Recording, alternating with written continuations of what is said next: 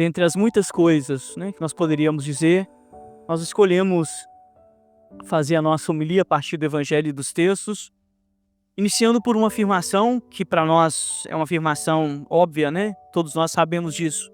O tempo da Quaresma é um tempo em que a igreja nos propõe sair daquilo que seria uma inércia existencial ou inércia espiritual. Sair da paradeira, né? Como se diz. É um tempo de movimento. E este movimento, né, que nós somos convidados a exercitar no tempo da Quaresma, passa pelas 3 práticas do jejum, da oração e daquilo que seria a caridade. E para compreendermos essas 3 práticas, nós lançamos hoje mão de uma categoria muito importante na nossa tradição cristã, que é a categoria de sacrifício, né? Quando nós olhamos para a cruz, a gente lembra do sacrifício, e a gente olha para a cruz em meio a essas pedras, este cacto, e a gente recorda do sacrifício. Mas é importante a gente recordar a etimologia da palavra sacrifício para que a gente possa viver uma espiritualidade autenticamente cristã. E como que nós conectamos o sacrifício com o jejum, a oração e aquilo que é a caridade? Primeiro, lembrar que a palavra sacrifício ela tem aí uma dupla origem, né? Primeiro do sacer, que significa alguma coisa conectada ao sagrado, daí vem, por exemplo, sacerdócio ou sacerdócio, como vocês queiram, então sacer, e depois aquilo que dá a palavra ofício, que é o facere, então é um sacer facere, que tem duas, que formaria a palavra sacrifício, que tem 2 acepções. Primeiro momento, o sacrifício é um sacrifício no sentido que é coisa de Deus e não coisa do homem, ou seja, é a forma de Deus agir. Por isso o sacrifício de Jesus ele ganha aí o pleno sentido para a gente. Somente ele poderia agir como agiu e salvar. Por isso a cruz é um sacrifício no sentido de um sacrifacere ou de um sacerfacere, como vocês queiram. A segunda acepção do sacrifício é aquilo que nos aproxima de Deus, e aí vem a dimensão sacerdotal do sacrifício. Isso é muito importante. Somente numa terceira acepção vem a ideia de sofrimento, que infelizmente foi a que mais colou, talvez por falta de cultura teológica ou mesmo por falta daquilo que seria a reflexão da dimensão fundamental da nossa espiritualidade. Por quê? Porque todo sacrifício, né, ou sacrifício, como vocês queiram, coisa que vem de Deus, exige de nós um movimento de saída da selvageria, do vício, e este movimento de saída, ele faz a gente transpirar. E transpiração está conectado com sofrimento, não é isso? Com fadiga. Porque a saída da inércia existencial ou a saída da inércia espiritual / existencial, ela causa na gente uma certa fadiga, por isso que nós conectamos sacrifício com sofrimento. Mas não é essa a acepção primeira do sacrifício.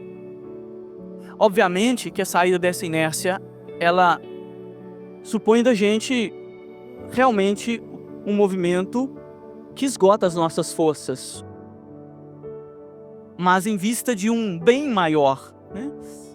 Como diz lá o Los Hermanos, todo carnaval tem seu fim, não é isso? E vocês investiram tanto na brincadeira para acabar na quarta-feira, é isso mesmo, um retorno à vida, né? É um retorno que exige de nós, na dimensão do sacrifício, um certo esforço. Recuperado depois essa dimensão do sacrifício como um fazer sagrado, ou um fazer que nos aproxima do sagrado, vemos agora como isso se encaixa naquilo que é, por exemplo, o sacrifício da oração. O sacrifício da oração como um sacrifacere, primeiro é aquilo que é próprio de Deus. A oração é um dom de Deus, que vem de Deus, que vem de um Deus que quer se comunicar conosco. E aí a gente poderia pensar no sacrifício da kenosis, né, que é a encarnação. Esse sacrifício é o movimento de saída de Deus através do seu Filho Jesus, que toma sua carne e que passa, né, pela nossa humanidade assumindo a cruz. A oração é um dom que vem de Deus. E ao mesmo tempo, o sacrifício da oração como um sacrifício, como um ofício sagrado, que não deve ser atribuído somente ao sacerdote, mas a cada cristão batizado. É aquilo que nos aproxima de Deus. E custa. E a gente transpira para orar. Primeiro, porque nós precisamos abrir mão de algumas coisas do mundo, como, por exemplo, o ruído. Segundo, porque nós precisamos privilegiar o nosso tempo. E tirar tempo custa ou não custa? As pessoas falam, né?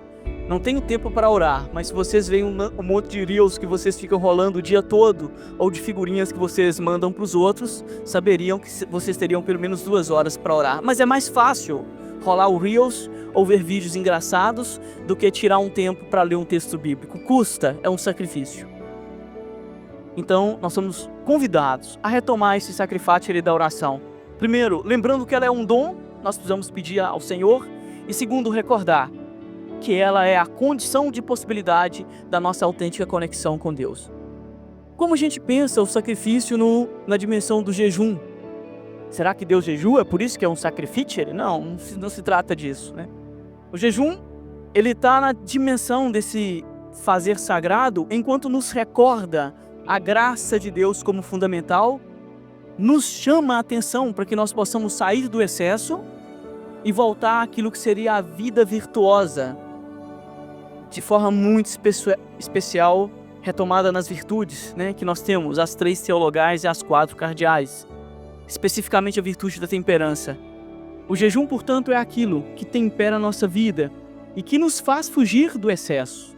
Por isso é um sacrifício, como um sacrifício, porque em Deus está o equilíbrio, e por isso também tem a sua dimensão de dor. Porque olhar para um pudim, que particularmente eu amo, e falar, bom, ao invés de comer 4 pedaços, 2 me sustenta, é um sacrifício. O sacrifício do jejum tem a ver, então, com a retomada daquilo que é essencial na nossa vida, a fuga dos excessos. Desde aquilo que nós chamamos da luxúria na dimensão sexual, que as pessoas pensam que é só a dimensão sexual, mas a luxúria no vestir, a luxúria no olhar, a luxúria no gastar, né? Se eu posso me satisfazer, né? Com X, eu não preciso de 3, 4X, ou de ostentar aquilo que eu tenho. Então, a chamada do jejum como um verdadeiro sacrifício. E, por último, a dimensão do sacrifício por excelência, enquanto sacerfacere, que é o modo de Deus obrar. João capítulo 13 a 15, ou 1 João capítulo 1. Qual é a forma de Deus obrar? Qual é o sacrifício, o sacrifacere, o ofício divino por excelência? Deus é amor, e quem não ama não conhece a Deus. A forma de Deus obrar é por amor. Por isso, a última prática da Quaresma é a dimensão caritativa, que nos aproxima dessa forma autêntica de Deus obrar.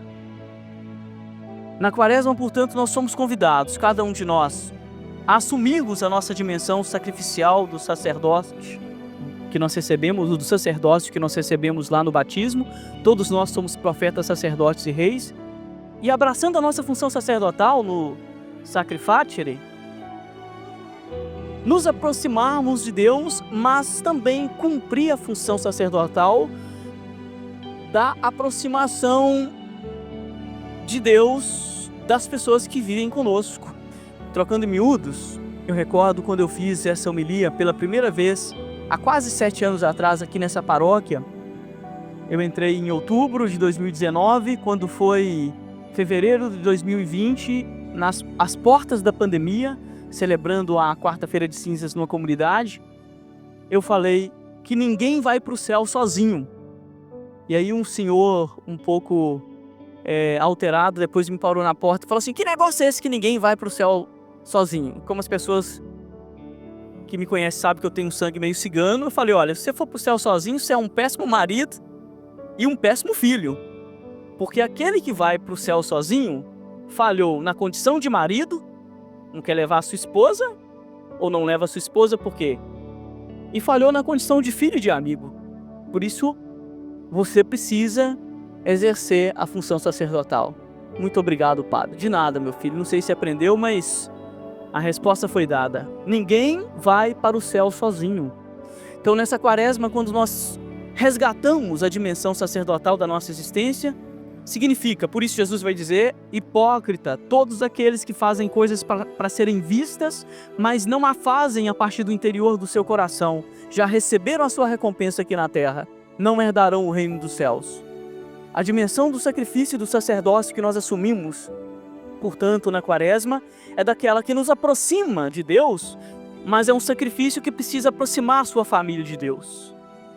Não adianta você jejuar só para si, orar só para si, e praticar uma espécie de autocuidado que não te leva a lugar nenhum. Essas três dimensões, elas estão conectadas e precisa não somente te tirar da inércia espiritual e existencial, mas tirar aqueles que vivem com você desta mesma inércia. E isso é sacrificante. Quem tem filho aí sabe, é sacrifício ou não fazer os filhos ouvir os pais? Sim ou não? É um exercício de salvação, de sacrifício. Escutam todos, menos os pais. Só depois dos 27 anos talvez voltam, quando voltam a escutar. Mas é a dimensão do sacrifício. E termina a homilia convidando vocês a fazerem o sacrifício da reflexão que nos propõe a campanha da fraternidade. A maioria de vocês aqui não eram nascidos, porque todos são muito jovens, mas em 93 houve uma campanha da fraternidade sobre moradia, cujo o tema era moradia e fraternidade, e o lema era Onde moras, Senhor? 33 anos após essa campanha, Idade de Cristo, a igreja lança a mesma campanha, Fraternidade e Moradia, com o seu lema, Ele veio habitar entre nós. E é uma tristeza percebermos que mesmo após essa vinda da habitação do Senhor entre nós, nós ainda continuamos querendo habitar mundos estranhos. A campanha da fraternidade, ela nos lança para um olhar não somente social, que é importante, a igreja jamais vai ignorar o social, daquilo que é o drama da moradia no nosso país e no mundo, das pessoas em situação de rua e outras, mas também a nossa escolha por habitação. Pessoas que escolhem, por exemplo, habitar e morar sempre numa condição de pecado e de perversidade, né? É uma campanha que diz muito mais do que nós poderíamos captar. Louvado seja o nosso Senhor Jesus Cristo.